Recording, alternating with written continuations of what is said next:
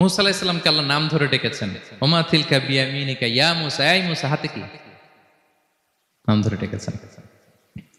ইব্রাহিম আলাইহিস সালামকে আল্লাহ নাম ধরে ডেকেছেন, ওয়ানাদাইনাহু আইয়া ইব্রাহিম, হে ইব্রাহিম বলে আমি তোমাকে ডাকলাম। বিষ্ণু ইসা ইসলামকে আল্লাহ তাআলা এত মর্যাদা দিয়েছেন, কোরআনের কোথাও অন্য নবীদের মতো আল্লাহ তাআলা বিষ্ণু নবীর নাম ধরে ডাকেন। যখনই ডেকেছেন বলেছেন ইয়া আইয়ুহান নবী, হে সম্মানিত নবী। যখনই অ্যাড্রেস করেছেন বলেছেন ইয়া আইয়ুহার রাসূল, হে সম্মানিত রাসূল। সুবহানাল্লাহ বলেন। 4 জায়গায় বিষ্ণু ইসা ইসলামের নাম এসেছে কোরআনে মুহাম্মদ নামে, আর এক জায়গায় আহমদ।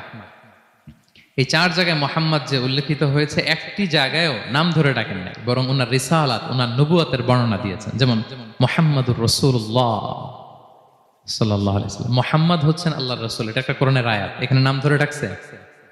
মুহাম্মদ হচ্ছেন আল্লাহর রাসূল, এখানে কি নাম ধরে ডাকা হয়েছে? না।